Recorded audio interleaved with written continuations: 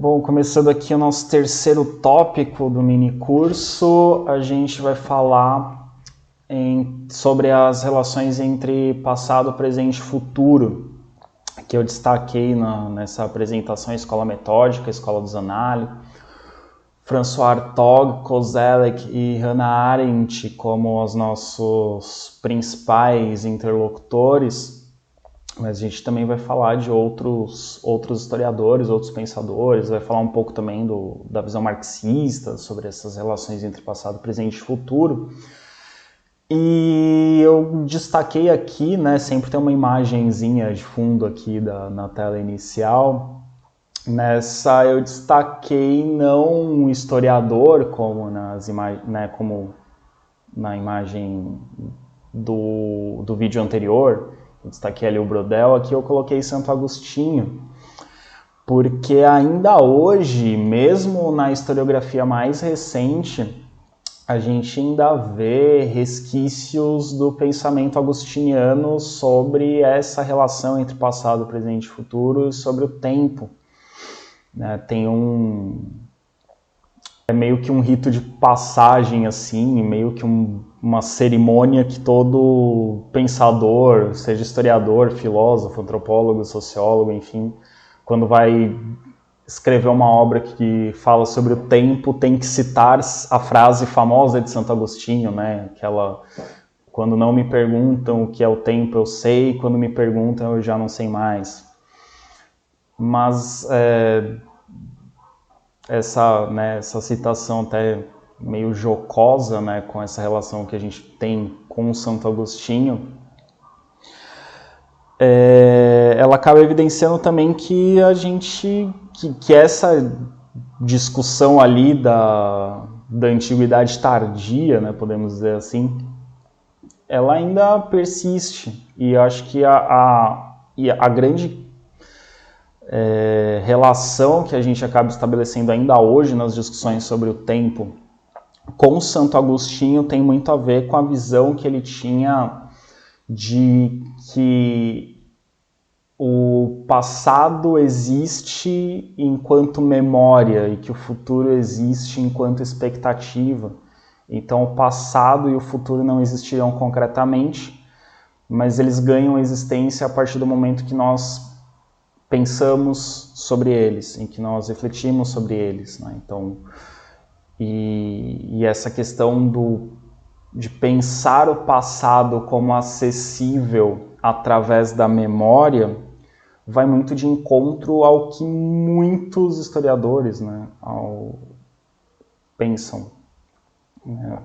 Aliás, vai muito ao encontro, né, do que muitos historiadores pensam sobre essa relação entre presente e passado, sobre memória, enfim. Então acaba que o Santo Agostinho acaba sendo atual, né? A gente tem Paul Ricoeur falando sobre Santo Agostinho, a concepção do Koselleck dessas relações entre passado, presente e futuro dialoga com Santo Agostinho de alguma forma. Então ele acaba sendo um pensamento ainda recorrente para se falar.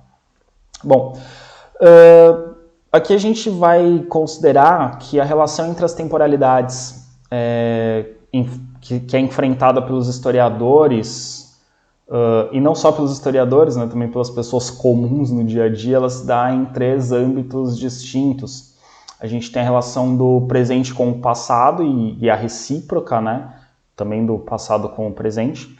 A relação do presente com o futuro e a relação do futuro com o passado. Então a gente tem três relações a serem colocadas: passado e presente, presente e futuro, futuro e passado. Então a gente tem essas três possibilidades de relação. E o que aqui a gente está colocando como o enigma das temporalidades, que o José da Assunção Barros, né, que é um historiador brasileiro que eu tenho citado bastante, ele vai aparecer no final desse vídeo de hoje, a gente vai se deter um pouquinho aos escritos dele. Ele, né, chama isso de enigma das temporalidades, e ele ele traça um caminho de Kafka a Koselleck, se debruçando sobre essa questão das temporalidades, sobre essas relações entre passado, presente e futuro. E nesse caminho temos a Hannah Arendt. que ela também tem uma reflexão importante a respeito dessa relação entre passado, presente e futuro, entre passado e presente, entre presente e futuro, entre passado e futuro, né? Essas três dimensões da relação. E esse enigma, né, de Kafka a Koselleck, passando por Arendt, revela uma tensão entre esse tempo complexo que nós vivemos. A gente não vive um tempo unidimensional, digamos assim. A gente vive um tempo com múltiplas dimensões. A gente vive um emaranhado de temporalidades, né? E eu digo emaranhado já pensando numa perspectiva um pouquinho diferente da do Brodel, né? O Brodel pensa em camadas, eu já penso em emaranhados de temporalidades, né? Mas, enfim, talvez isso fique mais claro conforme as discussões forem avançando. Então isso revela uma tensão entre esse tempo complexo que a gente vive e uma certa imagem do tempo que é presente no pensamento ocidental, da tradição, vamos colocar assim, uma tradição greco-romana, judaico-cristã, mas sobretudo judaico-cristã, né? Que imagina o tempo como um fluxo retilíneo e contínuo. Os gregos tinham talvez uma visão mais cíclica, ainda que alguns historiadores não concordem absolutamente com a ideia de que os gregos tinham uma visão cíclica, mas pensando principalmente ali numa cultura judaico-cristã, a gente vê o tempo como um fluxo retilíneo e contínuo. E o fluxo retilíneo e contínuo, essa imagem de um fluxo retilíneo e contínuo, né, como um rio que corre, né, tem filósofos gregos que pensam no tempo como um rio que corre, enfim, outros pensadores, mas a gente tem essa imagem, ela não combina tanto com essa ideia de um emaranhado de tempos, de uma complexidade de temporalidades, de várias temporalidades convivendo. Então, a imagem que nós criamos para o tempo, ela é um pouco diferente da complexidade das temporalidades com as quais nós lidamos. Nós, eu digo nós, tanto nós, historiadores, enquanto pesquisadores, quanto nós, seres humanos, no cotidiano. Um dos estudos mais conhecidos, né, sobre essa relação entre o que a sociedade estabelece com o passado, com o presente ou com o futuro, está no François Hartog, com seus regimes de historicidade, né, uma obra um tanto quanto paradigmática, e que eu confesso que de tão paradigmática e basilar e subentendida nas reflexões sobre o tempo, eu quase esqueci de citá-lo no meu doutorado. Regimes de historicidade ficou fora da minha... Apesar de dialogar bastante com ele, ficou fora da minha bibliografia quase até a redação do texto de qualificação. Até que num dado momento eu olhei para a minha bibliografia e falei, peraí, eu não coloquei Hartog nas referências, sabe? De tão, né, conhecido sobre, ele quase ficou de fora, assim como o Brodel também quase ficou de fora da minha tese. Porque, assim, de tão lidar com essas questões como meio que dadas, né, de forma meio naturalizada com esses pensamentos, eu acabei quase esquecendo de colocar essas referências meio que óbvias, né? Em alguns congressos que eu participei, apresentando em alguns eventos, as pessoas questionavam, tá, mas e o Hartog no seu trabalho? E aí eu tinha que justificar, né, falando, na verdade ele permeia o trabalho, mas eu não citei diretamente porque ele já está tão colocado, né? Assim, eu fiquei tão preocupado em buscar outras referências que eu quase que eu esqueci de colocar o básico, né, no meu trabalho. Mas enfim, e quase esqueci de colocar na bibliografia deste minicurso também, assim, eu estava revisando a bibliografia para enviar e vi que não tinha o Hartog ali citado entre as referências, né? Enfim... Voltando aqui para o pensamento do Hartog, o que ele chama de regime de historicidade é justamente essa relação que uma sociedade tem com a sua história, ou com o seu passado, ou com o seu presente, com o seu futuro. Aqui eu coloquei da sociedade com o seu passado, mas não apenas, né? Mas esse jogo de relações da sociedade com o seu tempo. Então, o regime de historicidade é um elo cultural, é como a cultura concebe a sua relação com o tempo, né? A sociedade e o tempo. E o Hartog ele coloca que ao longo da história a gente viveria, aliás, enfim, ao longo da história houve 3 regimes de historicidade, ou pelo menos se a gente pensar numa história ocidental, a gente passa por 3 regimes de historicidade. Então tem o primeiro regime de historicidade, que seria um regime passadista, no qual o foco da sociedade é olhar para seu passado, olhar para o passado como fonte de explicação. O passado ele é um dado indispensável para se compreender o presente e para se prever o futuro, né? Tem muito a ver com aquela concepção clássica da história magistra vitae, de entender o passado como fonte de explicação mesmo, né? O passado que explica, o passado que ensina, o passado que é exemplar. Então esse seria o primeiro regime de historicidade, né? Das sociedades que enxergam no passado uma fonte de explicação. A partir do final do século XVIII, graças ao pensamento iluminista em grande parte, mas pensamento iluminista, e quando eu digo pensamento iluminista eu estou pensando tanto do ponto de vista político quanto do ponto de vista econômico, né? Tanto o iluminismo que vai dar origem à Revolução Francesa, quanto o iluminismo que vai dar origem às bases do capitalismo industrial, né? Não esqueçamos que, né, são filhos das mesmas ideias, a Revolução Industrial e a Revolução Francesa, né? Então, fruto do século XVIII, né, ao final deste período surge esse novo regime de historicidade, que é um regime futurista, que vai ter uma influência muito forte no século XIX. É esse regime de historicidade futurista que vai olhar para o futuro como foco, ou pelo menos a ideia que se tem de futuro, ou o futuro que se espera, o futuro que se imagina, o futuro que se deseja alcançar, ou o futuro que está dado e é irreversível, seja um futuro positivo, de progresso constante, ou um futuro de degeneração. Então olhar para o futuro como correr atrás, acelerar o processo de evolução, ou olhar para o futuro e tentar evitar uma degeneração, ou simplesmente esperar um fim catastrófico, enfim. A preocupação passa a ser o futuro, não tanto o passado. Isso tem a ver, né, com o pensamento iluminista, como eu disse, principalmente com a ideia de revolução. A revolução é o rompimento com o passado. A Revolução Francesa ela é vista como um rompimento, como o início de uma nova era, e é sintomático que, num dado momento da Revolução Francesa, o governo revolucionário instaurou um novo calendário, que começaria a contar a partir do ano 1, né, que teria como ano 1 justamente o momento em que esse novo regime é estabelecido.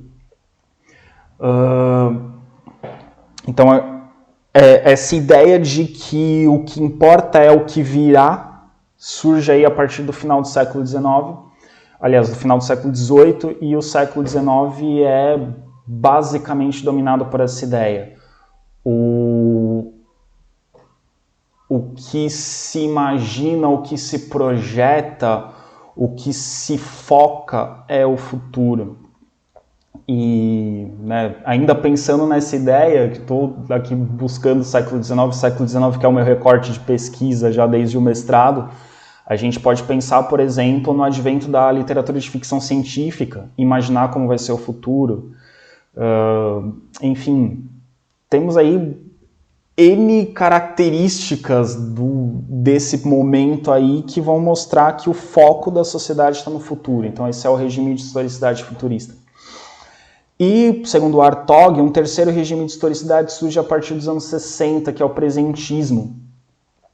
E aí a gente pode pensar um pouquinho, discutir um pouquinho se seria a década de 60, se seria a década de 70, mas a gente pode pensar aí esse período pós-década de 60, eu colocaria como um marco, por exemplo, maio de 68, né, se for para a gente escolher um evento que marque esse novo período, mas eu diria que esse momento pós-década de 60 é um período de muita incerteza. E quando você tem uma profunda incerteza, o futuro não parece tão atrativo. Então a preocupação se volta para o presente. E o que a gente tem de características desse período pós-1960 e que eu diria que se a gente ainda não está vivendo esse momento, talvez ele esteja se transformando, mas enfim, isso é uma outra... Em outro momento eu vou discutir e vou pedir que vocês discutam também se a gente não estaria passando por um momento de mudança de regime de historicidade. Mas dados sobre o presentismo, a gente pode falar da questão do imediatismo, que a gente vive numa sociedade imediatista, a geração ali que tem mais ou menos a minha idade, que nasceu ali, né, no final da década de 80, década de 90, já tem uma visão diferente sobre o mundo, diferente das gerações que nasceram anteriormente, né, nas décadas de 40, 50, 60, que tinham uma ideia de fazer uma poupança, de comprar uma casa, de projetar uma aposentadoria, se projetavam ficando muitos anos trabalhando no mesmo lugar, trabalhando na mesma empresa, vivendo no mesmo lugar. Hoje a gente vive cada vez mais num contexto em que as pessoas passam cada vez menos tempo no mesmo trabalho. Aliás, as pessoas que passam muito tempo na mesma empresa são vistas até de forma meio estranha. O ideal é mudar de tempos em tempos. Cada vez menos você tem pessoas pensando numa previdência a longo prazo. As pessoas tendem a concentrar seus esforços e seus recursos no momento atual. Você tem cada vez menos pessoas pensando em comprar uma casa. Né, a minha geração vê muito mais o morar de aluguel como mais vantajoso do que comprar um apartamento e financiar em 30 anos, por exemplo. A gente vê também, né, nessa questão do imediatismo, e aí vem também, que a gente vai discutir num outro vídeo, a questão das tecnologias de comunicação, que torna tudo mais rápido, tudo mais imediato. Enfim, a gente tem todo um contexto em que as pessoas tendem a olhar para o presente. E aí, junto com isso, entra também o muito falado, mas talvez não tão compreendido quanto falado, o neoliberalismo. O neoliberalismo, ele tem uma ética voltada para o presente, para a satisfação do presente. Então, dentro da ética do neoliberalismo, você joga com a incerteza, né? O capitalismo saber ao certo o que acontecerá e você faz apostas. Você pode ganhar ou você pode perder.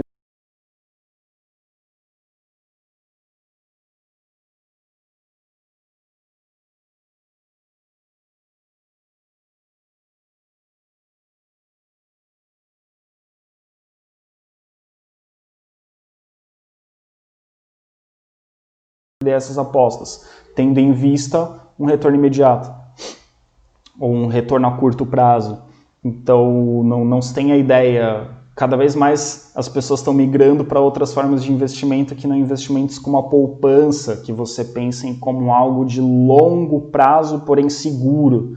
Prefere-se algo mais arriscado, porém com retorno mais próximo.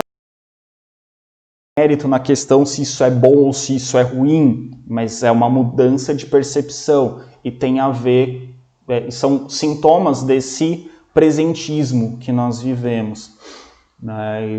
E aí eu questionaria vocês se em 2020, com a pandemia, se a gente não está mudando essa perspectiva de presente, se de repente a pandemia não está fazendo a gente deixar de pensar no presente, que aparentemente é um presente estático, né? Pelo menos para quem está confinado.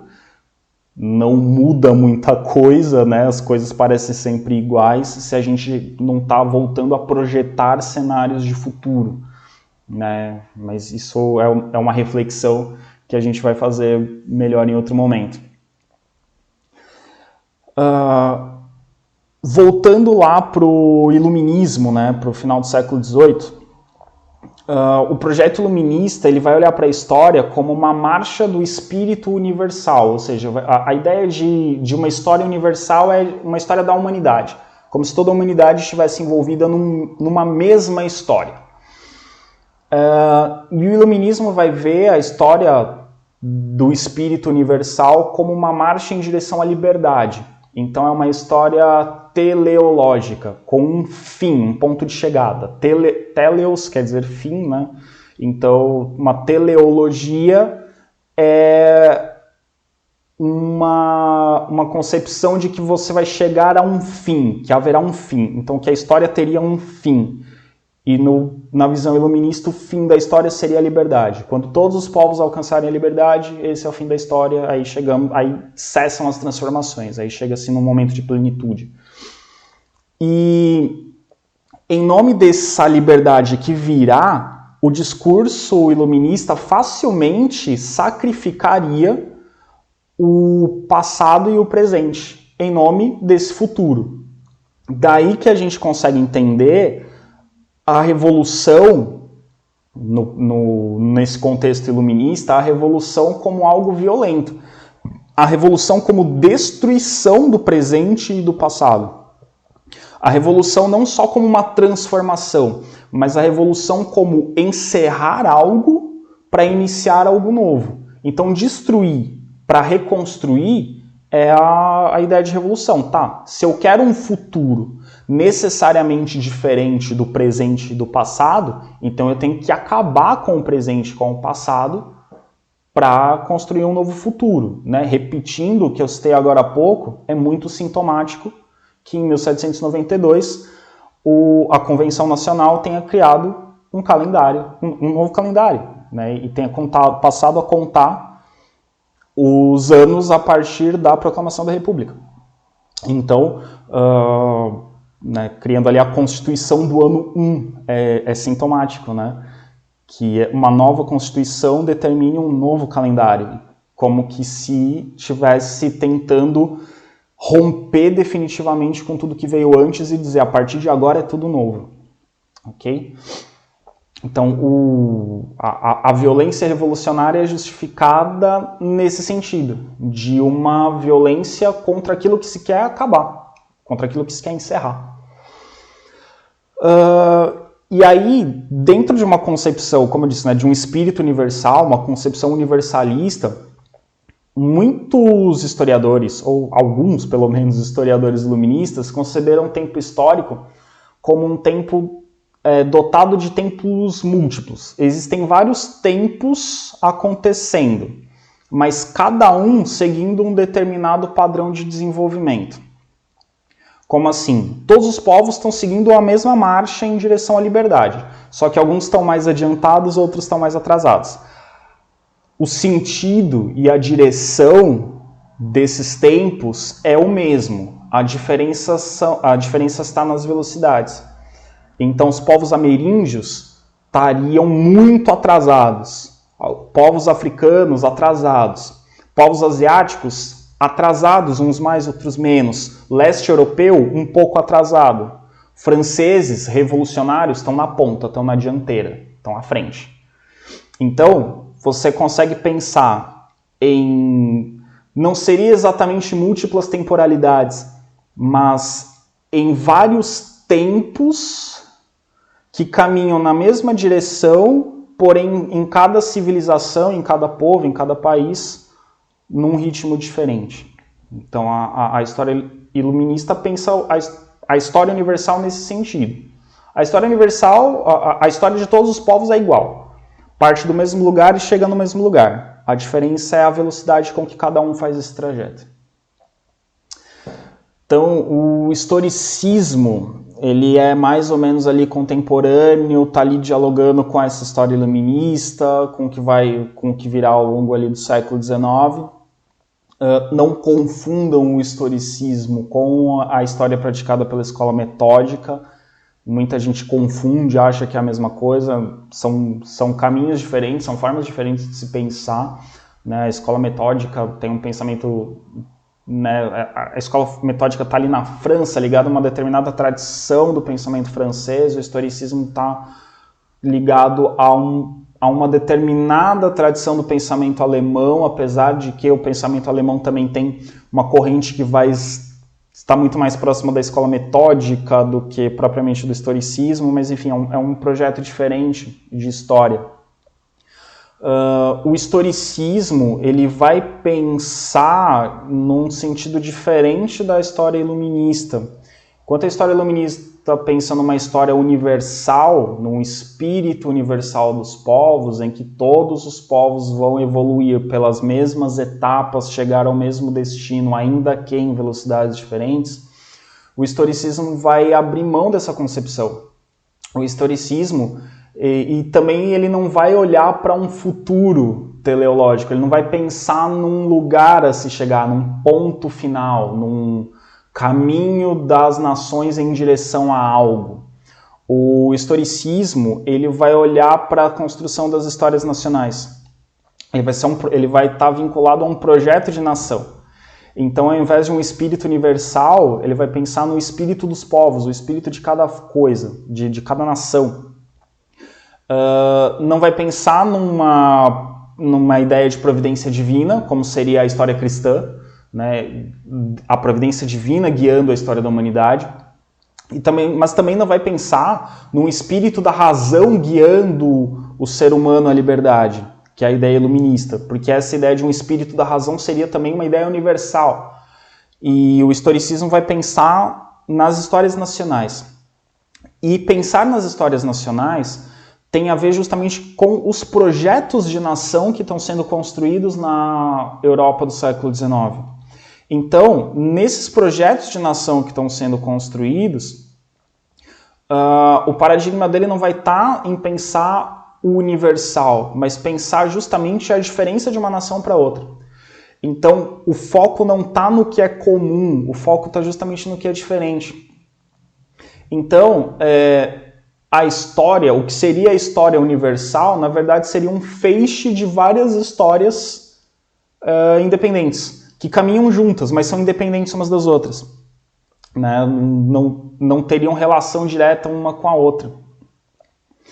E é interessante pensar que nesse pensamento historicista, por que eles não vão olhar para um futuro idealizado e a ser conquistado? Porque essa história historicista está sendo construída dentro de países cujos poderes ali instaurados, os poderes políticos, os poderes econômicos, os poderes sociais, enfim, os poderes ali estabelecidos, estão tentando construir a ideia de que aquela nação é uma boa nação e que aquela é possivelmente a melhor nação. Então, o historicista vai construir uma história não de um povo tentando alcançar um fim, mas a história de um povo que chegou no seu melhor resultado. Então, o historicista está contando a história de uma nação que é a melhor das nações possíveis. Então, imaginar que essa nação está buscando um futuro melhor é imaginar que essa nação não concluiu o seu caminho e de que ela poderia ser melhor. E esse discurso não é interessante para o nacionalismo, ou pelo menos para algumas correntes do nacionalismo que está sendo construído ali no século XIX. Então, um historicista alemão vai olhar para a Alemanha e falar: o Império Alemão é a melhor possibilidade para a humanidade. É a melhor Alemanha ou pelo menos a melhor possibilidade para os alemães, é a melhor Alemanha possível. Né? Porque você imaginar uma nação com uma falha que precisa ser superada no futuro, é imaginar que ela poderia ser diferente, ou que ela deveria ser diferente. E o historicismo não. O historicismo tenta mostrar como se chegou a essa plenitude, como se chegou a esse melhor dos mundos possíveis. Né? Então, é nesse ponto que os historicistas vão ter uma história mais conservadora, e eles vão se contrapor ao tempo da Revolução. a revolução, eles vão contrapor a reação. Então a revolução é o rompimento com o passado. E o historicista não vai romper com o passado, ele justamente vai buscar no passado os fundamentos da nação presente. Né? O nacionalismo, como mostra o Benedict Anderson, por exemplo, né?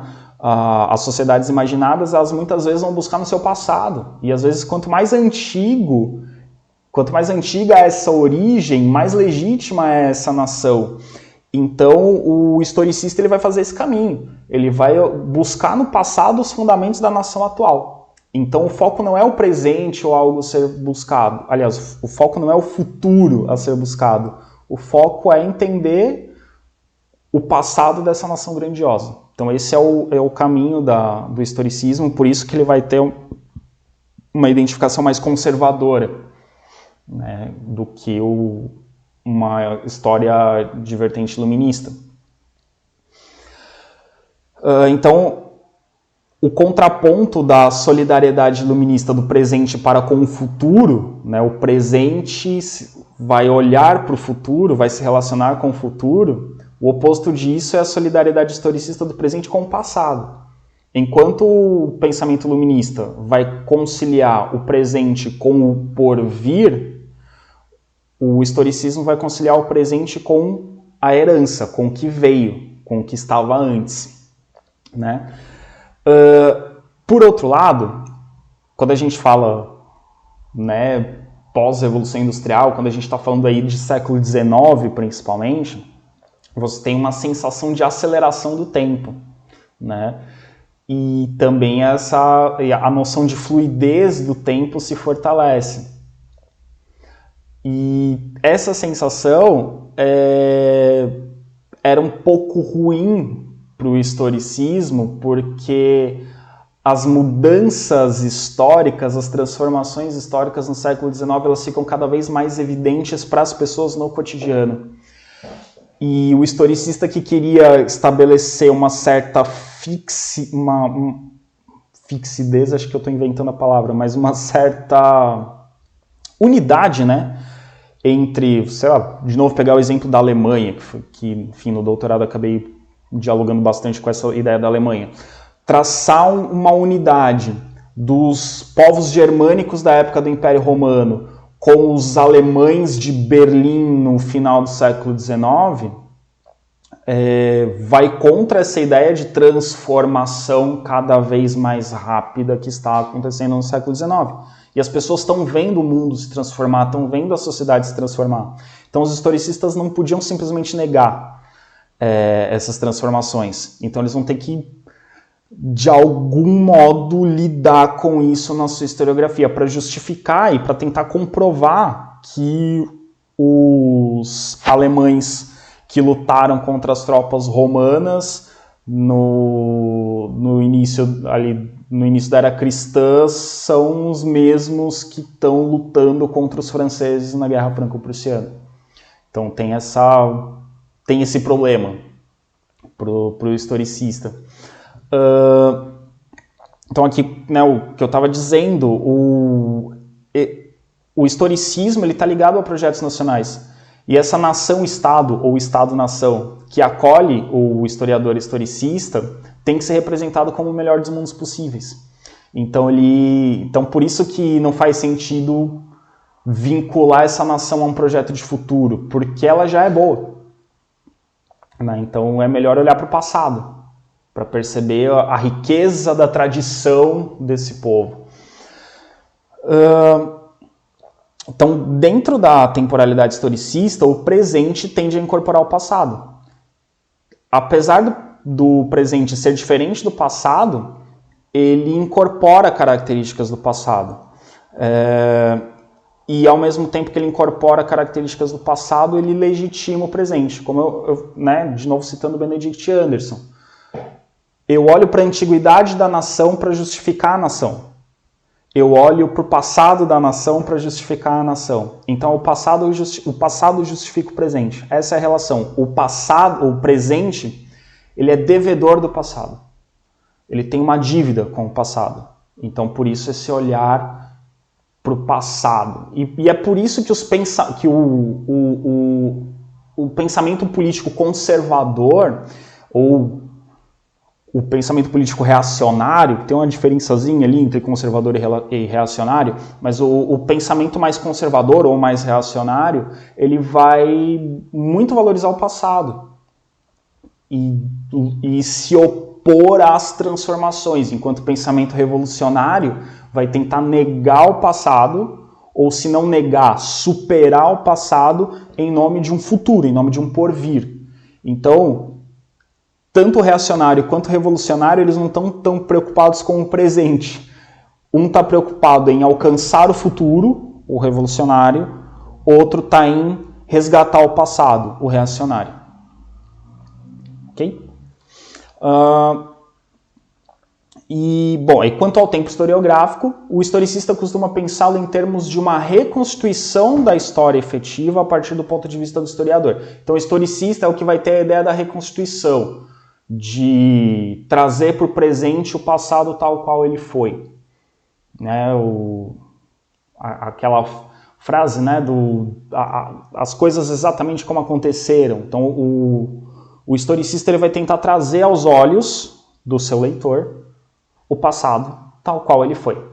Ele vai querer reconstituir o passado. Ele quer manter o passado vivo. Ele quer manter o passado presente. Meados do século XIX, a gente vai para uma outra fase, convivendo aí, né, com o historicismo, a gente vai para uma outra chave de pensamento, que é a chave de pensamento de Marx e Engels, absolutamente revolucionário. O materialismo histórico, que eles retomam da dialética hegeliana, incorpora ideias como a ideia de luta de classes.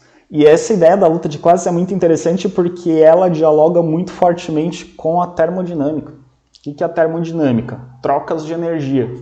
O que é a luta de classe? Troca de energia. O que é a ideia de tese, antítese, síntese? É a troca de energias e estabilização de um sistema. Então, na minha orientadora costuma dizer que o pensamento marxista ele é absolutamente termodinâmico. Então, a ideia de luta de classes é troca de energias. Então, é absolutamente termodinâmico. E aí o pensamento marxista vai pensar em duas histórias entrelaçadas. A história da luta de classes e a história dos modos de produção. E uma dentro da outra. Então, você tem a história dos modos de produção. E você tem a história da luta de classes, e as classes são determinadas pelo modo de produção. Então, o modo de produção estabelece como é a luta de classes, e é essa luta de classes, e é da luta de classes que vai surgir um novo modo de produção, que vai determinar as novas classes e assim por diante. Então, são duas histórias que uma dentro da outra e que se retroalimentam. Então, ele vai pensar ali sempre o conflito, né? Mas assim, sempre duas histórias acontecendo, uma influenciando a outra. As classes em luta também sempre estão relacionadas a posições específicas dentro do modo de produção que as faz surgir, né? Como eu disse, o modo de produção determina quais vão ser as classes. E desse confronto de interesses surgem as contradições que movimentam a dialética materialista, cujas grandes transformações sempre começam na base econômica social. Então eu tenho o modo de produção determina as classes, a luta das classes é o que vai fazer as transformações na história. Então o movimento da história vem dessa luta. Então, de novo, uma concepção termodinâmica. É um motor termodinâmico. A energia liberada pela luta de classes é que faz a história se movimentar, que causa as transformações históricas. É um pensamento absolutamente termodinâmico.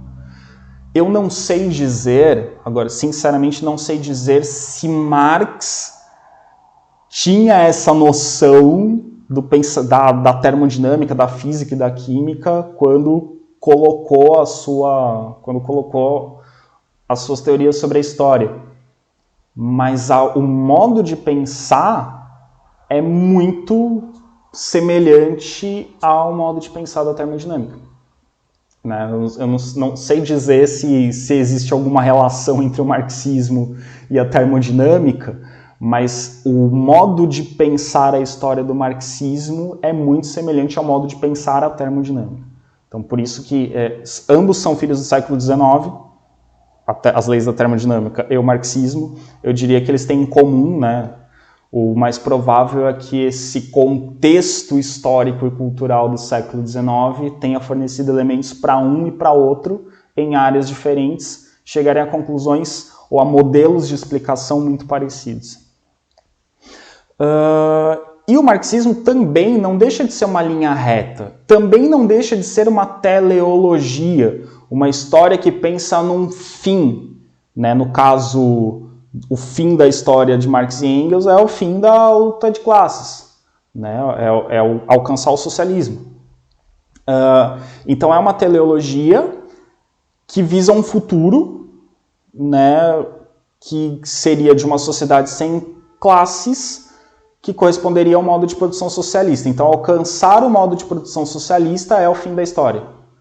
Alcançando-se o modo de produção socialista, cessam as lutas de classes. Cessam as lutas de classes, sistema termodinâmico em equilíbrio. Sistema termodinâmico em equilíbrio, cessam os movimentos. Fim da história. Não tem mais mudança, não tem mais transformação. Percebem a relação entre o pensamento marxista para a história e a termodinâmica? São dois pensamentos, são duas lógicas muito semelhantes. Estou indo meio rápido porque é muito conteúdo nesse tópico 3 e eu não gostaria de extrapolar muito tempo, mas vamos lá. Na Belle Époque, né, ali final do século XIX, para entrar no século XX, ali antes da Primeira Guerra Mundial, os historiadores tendiam a ver a distância temporal em relação ao objeto como indispensável. Eu só consigo, para eu ter neutralidade e distanciamento científico, eu preciso estar longe no tempo. Então esse é o pensamento da escola metódica, por exemplo. A escola metódica vai dizer isso, olha, o tempo, eu não consigo analisar o tempo atual, eu tenho que ter um distanciamento, como eu já expliquei no vídeo anterior, se eu não me engano. Os historiadores da escola metódica geralmente vão ser medievalistas e historiadores da Idade Antiga. Quanto mais antigo, eles pensam que quanto mais antigo, mais científico, né? E mais recurso, mais erudição ele precisa ter.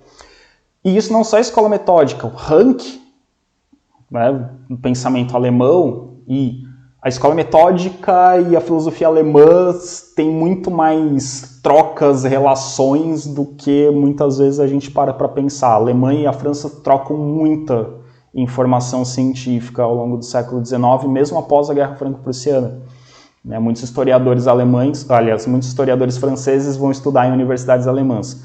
Pegar os principais historiadores franceses do final do século XIX, quase todos fizeram algum período de estudo ou de pesquisa na Alemanha. Né? E, então tem essas trocas. O Ranke é um que diz que para compreender o passado a gente tem que esquecer o máximo possível do presente. Porque Ranke, escola metódica, historiadores da passagem do século XIX para o XX, têm medo do que até hoje é considerado o pecado capital do historiador, que é o anacronismo.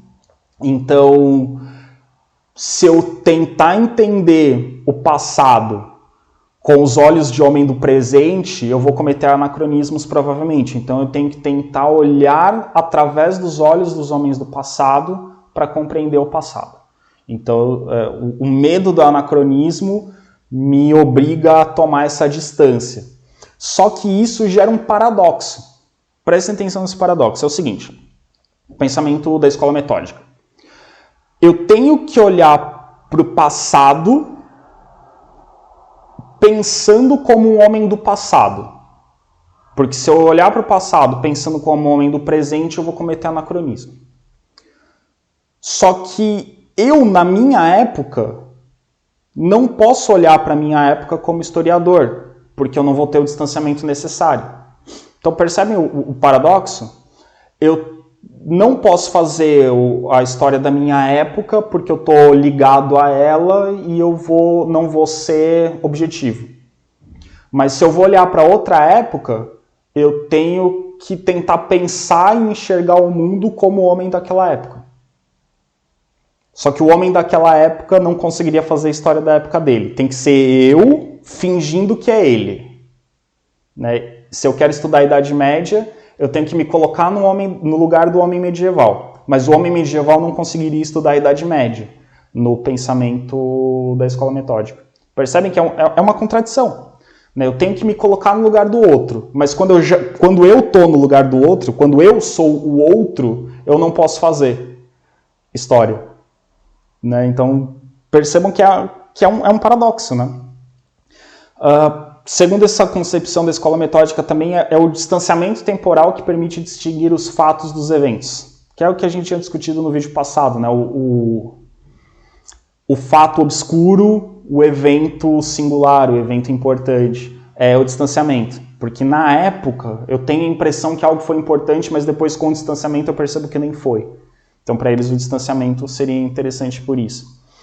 E é esse paradigma do distanciamento que explica porque no final do século XIX e começo do século XX, tantos historiadores consagraram seus estudos à antiguidade e ao medievo. Como eu disse, né? Quanto mais antigo o período, mais profissional precisa ser o historiador, pois uma grande distância temporal exige maior conhecimento técnico. Então também seria um atestado de capacidade do historiador fazer uma história mais antiga. E aí, nesse contexto, a história contemporânea foi deixada para amadores, para os jornalistas e para os cronistas. E, a princípio, ali, né, nesse período ali da escola metódica, final do 19 e começo do 20, na França, os universitários republicanos, e ali quando a gente fala do final do 19 e começo do 20, a gente está falando do período da Terceira República, que é um período ali pós o Segundo Império. Tem monarquistas, tem republicanos, tem pessoas mais revolucionárias, pessoas mais conservadoras, tem um debate entre uma historiografia científica universitária contra uma historiografia cristã conservadora, enfim, é todo esse contexto que a gente está falando. E aí, nesse contexto, essa história mais contemporânea foi deixada a cargo dos jornalistas e dos cronistas, e que eram vistos como historiadores amadores. Os profissionais eram aqueles universitários que estudavam Antiguidade e Idade Média. Só que aos poucos, esses historiadores universitários perceberam que deixar a história mais recente, mais contemporânea, nas mãos dos amadores, que eram ligados, grande parte deles, aos opositores da República, eram ligados aos monarquistas, eram ligados a quadros da Igreja Católica, enfim, que eram opositores aos republicanos mais agnósticos, mais à esquerda do pensamento político. E aí eles falaram, bom, se a gente deixar a história contemporânea, a história da Revolução Francesa, a história do século XIX a cargo dos conservadores, a gente só vai ter narrativas conservadoras. A gente só vai ter narrativas monarquistas, a gente vai ter narrativas que desqualificam a revolução, que desqualificam o pensamento mais democrático, que desqualificam o pensamento republicano. E aí, aos poucos, vai sendo retomada uma história contemporânea ou uma história recente feita por historiadores profissionais. É por isso que nos anos 30, a escola do Zanalli vai fazer muitos trabalhos, muitos artigos relacionados a temas atuais. Em 1930 você vai ter artigos da escola do Zanalli sobre a Primeira Guerra Mundial, sobre o século XIX. Então a escola do Zanalli vai trazer de novo esse olhar do historiador para períodos mais recentes, porque eles perceberam que deixar para amadores, na verdade, seria deixar para inimigos. Algo semelhante a gente pode discutir sobre a história do regime militar no Brasil. Imaginem se os historiadores, se os pesquisadores brasileiros dissessem, não, a gente só faz história até 1930, só de 90 anos para trás. Não vamos falar sobre o regime militar porque é muito recente, deixa isso para os sociólogos. Quem contaria a história do regime militar? Provavelmente os próprios militares, provavelmente os apoiadores do regime, para enaltecer o regime militar. Então, seria mais ou menos esse o contexto, né? Então, a ideia é ter uma visão científica também sobre momentos recentes, para que eles não sejam discutidos apenas por pessoas que tenham pouco conhecimento ou que tenham uma má intenção, que queiram manipular fatos, manipular dados históricos. Então, os análises vão pensar de uma forma diferente essa relação do historiador com o seu tempo. Então, eles vão colocar que, eles vão admitir que o presente do historiador se interfere em sua apreensão do passado. Só que não colocam isso como um problema, mas como um dado, né? Porque o historiador parte do presente para conhecer e interpretar o passado. Então ele olha para o passado com perguntas que surgem no presente. Então eles colocam, e isso tá certo, isso não tem o que fazer, isso é assim mesmo, isso é um dado, isso não é um problema a ser combatido. Isso é um fato com o qual o historiador tem que lidar. E aí temos a ideia de que, do Benedetto Croce, que foi retomada por Lucien Febvre, ele vai reforçar essa ideia, de que toda história é contemporânea. Se hoje, em 2020, a gente olha, sei lá, para o Brasil colonial, a gente está olhando para o Brasil colonial com preocupações, questionamentos de 2020. Então toda história ela é contemporânea, não no sentido de que a gente vai olhar para o Brasil colonial e falar do Brasil, falar de hoje usando metáforas do Brasil colonial. Não, mas que a nossa preocupação com o Brasil colonial, ela parte de questionamentos e preocupações atuais. Então a gente vai olhar para o Brasil colonial para resolver problemas que nos afligem hoje. Okay? Então é nesse sentido que toda história é contemporânea. A gente também tem o Gadamer falando sobre essa questão, e ele entende que o historiador só pode compreender o que quer que seja, porque ele participa de uma tradição diante da qual se coloca como herdeiro e intérprete. Então todo historiador, quando escreve, ele está dialogando com outros historiadores que vieram antes dele. Nenhum historiador faz pesquisa 100% pura e original. A gente usa bibliografia. A gente usa referências, a gente usa outros historiadores que já trabalharam sobre esses assuntos, nem que seja para criticá-los, nem que seja para contestá-los, nem que seja para desautorizá-los, mas a gente dialoga com uma tradição que vem antes de nós. Então, não há como a gente ter o que a escola metódica imaginava de uma absoluta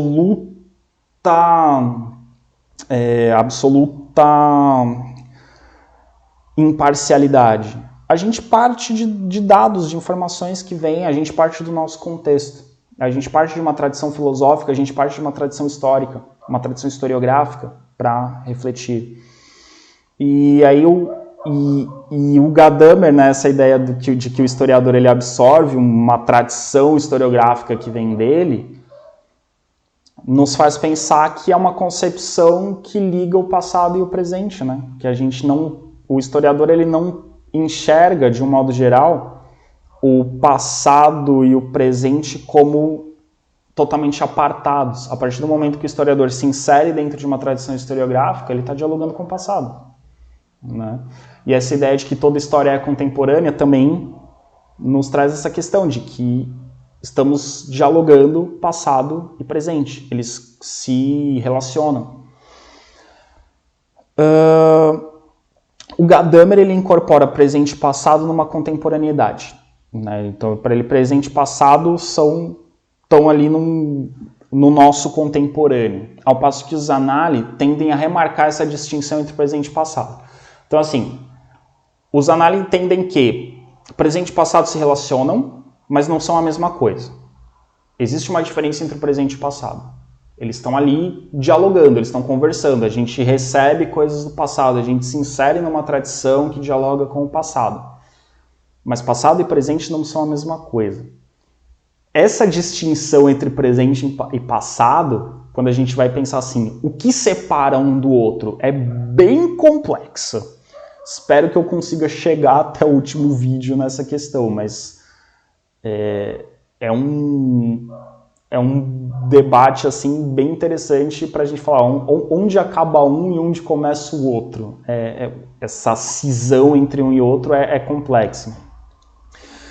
Por ser complexa, a gente pode dizer que a postura do historiador entre passado e presente, ou seja, entre duas realidades que são diferentes entre si, é uma postura de tensão. O historiador vive a tensão entre passado e presente, entre essa complexidade. Então ele se coloca diante de um passado que tem que dar conta, então o historiador tem que dar conta de um passado, e o presente da sua pesquisa escrita. Então ele tem que dar conta de um passado e tem que dar conta também do presente onde ele está produzindo. Então ele está nessa tensão entre o presente e o passado. Alguns pensadores que vão nessa relação também entre temporalidades. A gente tem o Henri Marrou, ele coloca o problema de que o passado é irrevogável, não dá para alterar o passado. E ele também defende o misto indissolúvel entre sujeito e objeto, de novo, né? O sujeito, ele não consegue ter um distanciamento, uma neutralidade em relação ao objeto. A construção do objeto parte do sujeito. Então, o objeto, ele carrega um pouco do sujeito da pesquisa, daquele que está pesquisando. Então, a questão não é encontrar um meio de se separar do objeto, mas deixar claro qual é o meu processo de construção do objeto, para que fique claro qual é a minha interferência sobre o objeto, para que fique claro o que sou eu trabalhando no objeto e o que poderia vir a ser o objeto em si. A gente tem o Paul Ricoeur também, que ele coloca que o sujeito historiador e seu objeto de estudo se inscrevem no mesmo campo temporal. Isso é um pouquinho complicado, mas a ideia é a seguinte. Digamos que eu esteja estudando a Segunda Guerra Mundial. Tá? Aqui em 2020 estou estudando a Segunda Guerra Mundial. Estamos em tempos diferentes. Mas a partir do momento que eu transformo a Segunda Guerra Mundial em objeto, esse objeto se constitui aqui no meu tempo. Então a construção do meu objeto, ela é contemporânea. Por mais que eu esteja estudando um tema referente ao passado, a forma com que eu construo esse objeto é contemporânea. A gente tem o Christophe Pomian, que ele coloca o presente do objeto fonte se manifesta, entre outros sinais, pelo fato de que em uma narrativa ele conduz ao tempo passado, e o historiador passa geralmente ao presente do indicativo para apresentar e comentar esse objeto. Então ele comenta essa operação linguística que o historiador faz quando ele se relaciona com esse objeto. É uma prática de muitos historiadores, na sua escrita, se colocar como se ele estivesse no tempo do objeto, usar o presente do indicativo. Então, sei lá, estou falando sobre o dia do fico, Dom Pedro I, né? Dom Pedro, antes ainda de ser Dom Pedro I, o dia do fico. Então eu vou lá para aquele momento, então eu estou ali escrevendo sobre aquele momento, e aí eu vou para aquele contexto e digo, e então Dom Pedro diz ao povo.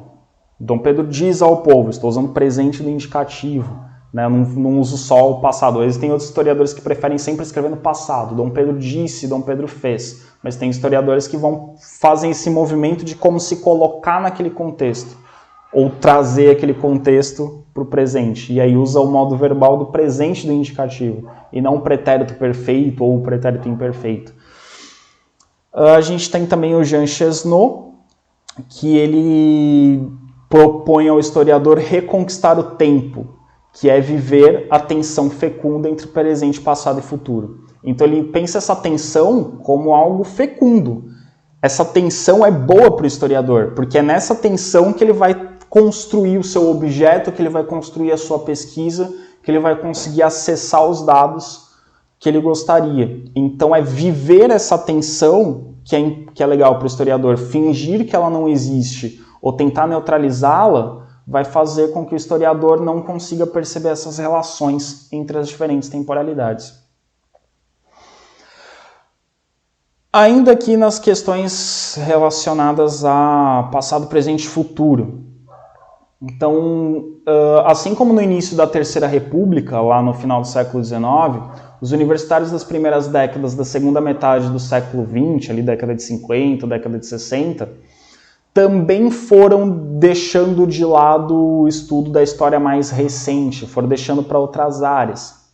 Então, conforme a Segunda Guerra Mundial foi se afastando no passado, os universitários foram voltando a deixar o período mais recente para outras áreas. Mas assim como no final do século XIX, não durou muito tempo.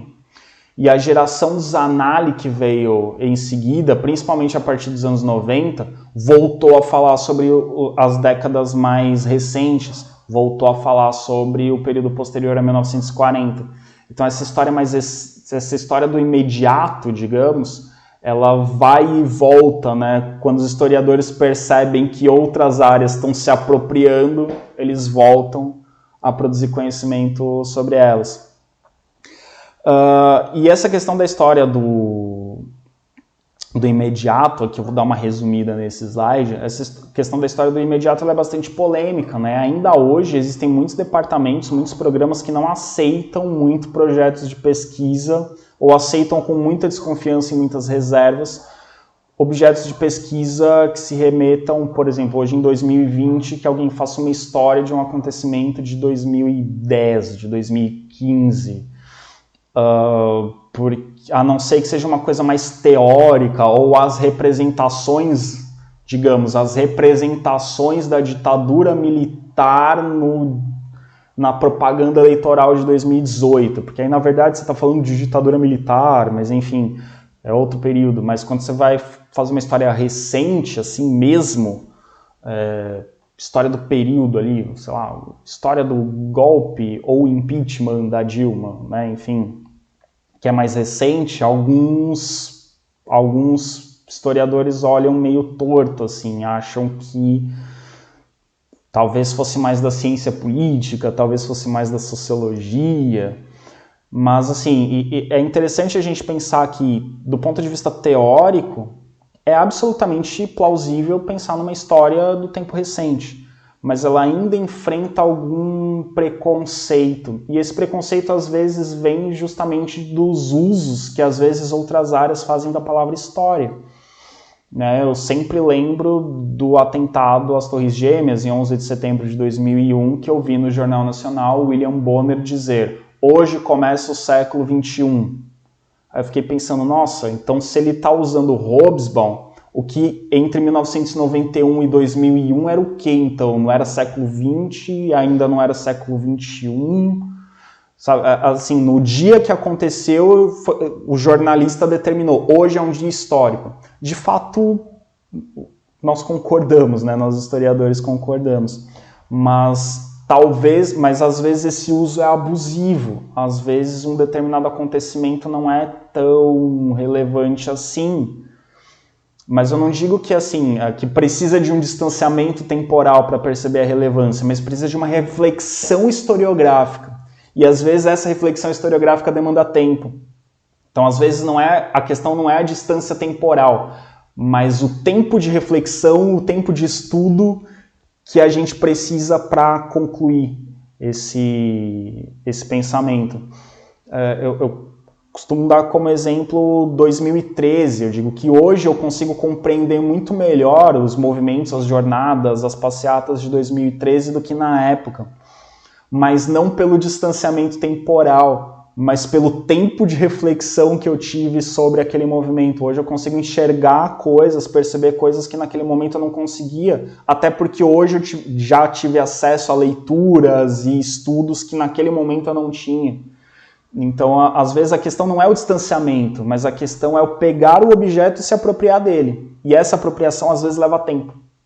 Então esse é o ponto, né? Ainda dentro dessa questão, relações entre passado, presente e futuro, a gente vai para outro historiador muito importante que tratou disso, o Koselleck. O Koselleck, ele levanta a necessidade de perceber como em cada presente, ou seja, em cada momento, as instâncias do passado e do futuro são postas em relação. E ele vai colocar que o tempo histórico ele consiste no processo de distinção entre passado e futuro. Então, diferenciar o que é passado do que é futuro é o tempo histórico. Realizar essa distinção é o tempo histórico. Então, o presente é o que está entre essa distinção do passado e do futuro. E aqui citando Barros, né, falando do Koselleck, ele diz o seguinte: o Koselleck parte do pressuposto de que a atualização do passado, que é a experiência, e a atualização do futuro, a expectativa, são presenças sentidas de modo fundamentalmente diferente pelo humano.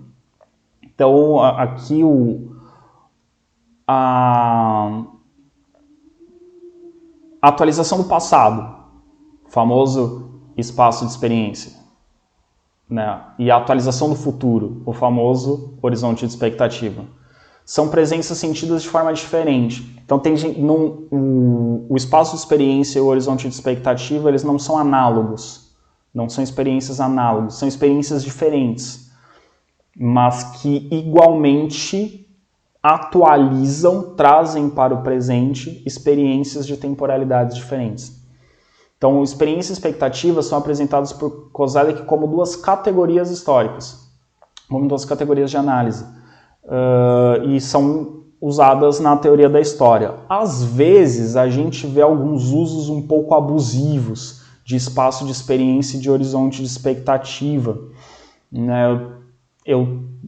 Quando eu tento usar essas expressões, eu procuro ser um pouco mais fiel ao que o Koselleck estava tentando dizer.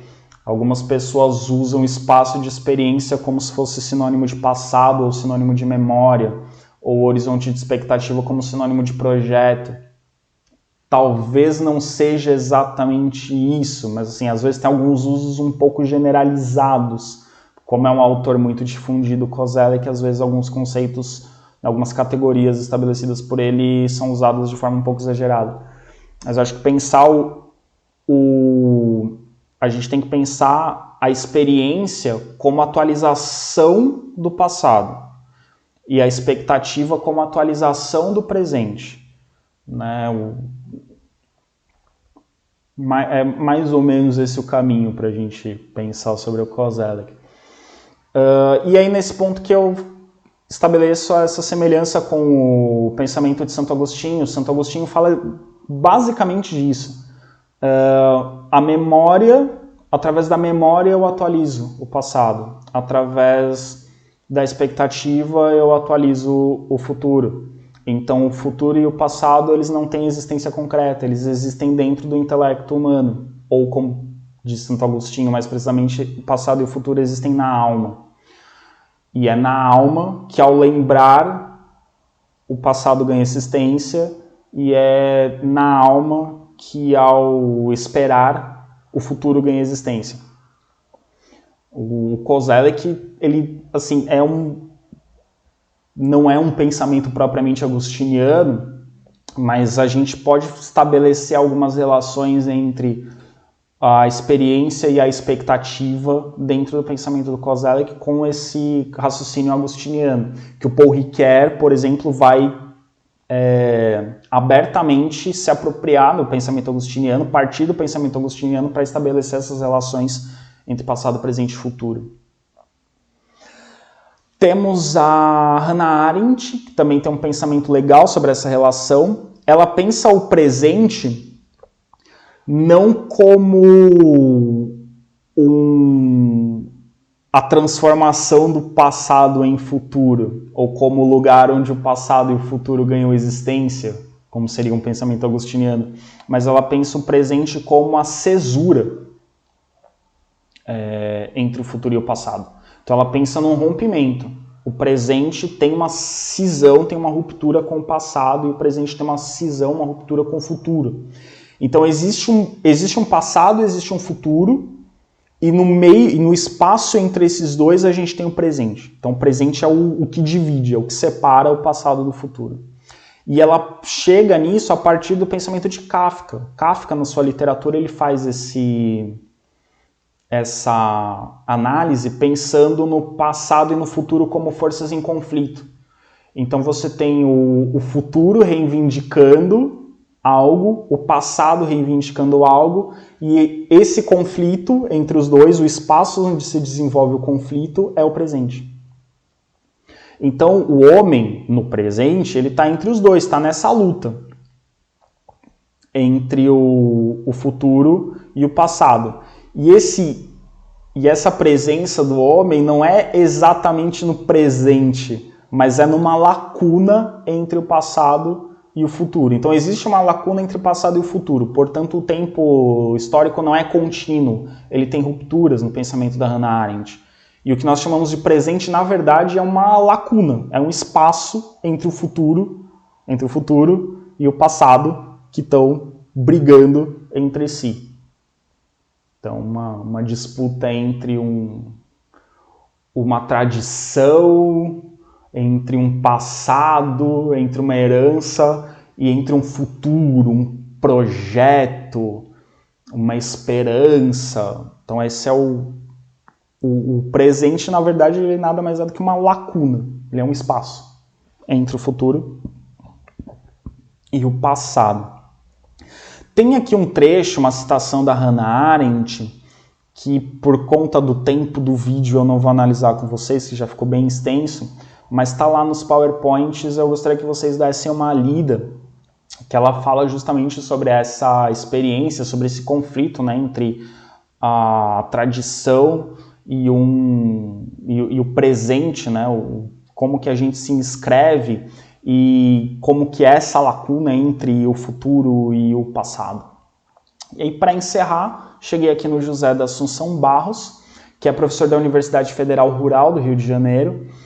É um autor que eu descobri durante o doutorado e apesar de não conhecê-lo pessoalmente, eu acabei dialogando bastante com a obra dele. Ele tem um pensamento historiográfico muito, muito, muito interessante.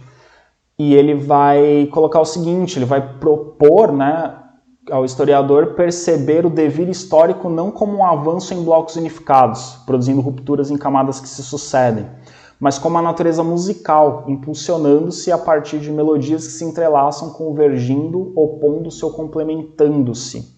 Então, aquilo que eu falei do emaranhado de tempos, o José da Assunção Barros pensa como uma polifonia.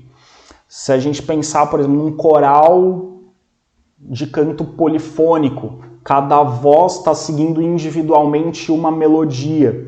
E essas melodias, separadamente, são distintas, são diferentes, percorrem caminhos diferentes umas das outras. Mas juntas, elas formam um todo.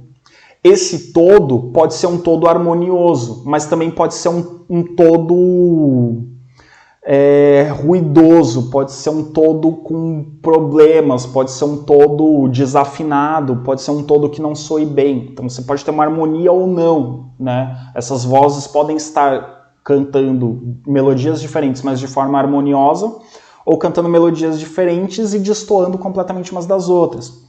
Então eu acho a imagem da polifonia muito interessante e, para voltar para o século XIX, que eu gosto muito de citar, quando falo sobre o tempo, dá para a gente comparar também essa imagem da polifonia da história com a ópera. E a gente pode pensar no Wagner, Richard Wagner, que ele constrói, é uma construção absurdamente complexa, de melodias, diversos instrumentos, diversas vozes, de cenário, de atuação, e tudo isso compondo uma história, uma narrativa. E as óperas de Wagner têm muito disso, de inclusive a melodia, a partitura, incluir necessariamente elementos que destoam para mostrar conflitos. Então ele tem essa construção complexa. Então talvez, retomando lá o que a gente viu no vídeo passado do Brodel, ao invés da gente pensar em camadas, pensar em polifonia, pensar em múltiplas melodias compondo os tempos históricos, né? Pensar não em camadas se sobrepondo, mas em várias melodias, às vezes uma mais acelerada, às vezes uma mais lenta, às vezes uma mais forte se sobrepondo à outra, que está ali ainda, mas a gente não está conseguindo perceber porque tem outra mais forte se sobrepondo, uma mais aguda, uma mais grave, uma que está constante, outra que está oscilando, enfim, uma nota constante, ou uma melodia que varia muitas notas. Então a gente pode pensar os tempos históricos também nessa ideia da polifonia. É uma imagem que me agrada muito para pensar a multiplicidade de tempos históricos, e acho que é uma hipótese legal para ser trabalhada, né? E é interessante também, de novo, a relação que eu fiz com o Santo Agostinho, que o Santo Agostinho usava justamente o canto como metáfora para entender o tempo, né? O Santo Agostinho dizia assim, bom, como é que se relaciona na alma o passado, presente e futuro? Que ele dizia que na alma a memória era o passado presente, e a expectativa é o futuro presente. Ele usava justamente o canto. Quando eu estou cantando, eu preciso, no presente, eu estou cantando, eu preciso lembrar o que eu já cantei para saber em que parte eu estou, então é a atualização do passado, né, a memória, e eu preciso saber quais são as notas que virão depois, quais são as próximas notas que eu vou cantar. Então eu tenho a expectativa. Então, durante o canto, eu realizo essa operação de conectar passado, presente e futuro. Lembrando o que eu já cantei, planejando o que eu vou cantar e no presente a execução do canto em si. Então essas seriam as relações colocadas, né, por Santo Agostinho. E de novo, não sei se o Barros propositalmente, se ele se inspirou de alguma forma no pensamento de Santo Agostinho, mas tem essas coincidências, né? Então é por isso que eu acho essa imagem do cântico, da polifonia, uma imagem muito interessante para a gente pensar sobre o tempo, ok? Próximo vídeo a gente vai falar sobre temporalidade, periodização e temporalidade e periodização, tanto na pesquisa quanto na escola, que eu vou falar um pouquinho de algumas implicações dessas ideias que a gente está debatendo para a pesquisa histórica, né, para quem está fazendo mestrado, doutorado, para quem está pensando num TCC, e também para a prática docente, né, para quem pretende aí dar aula para o ensino básico, né, como eu há vários anos estou aí trabalhando com o ensino básico, como que isso pode nos ajudar a preparar algumas aulas, né, introduzir algumas questões mais teóricas da história na história que a gente ensina na escola, ok?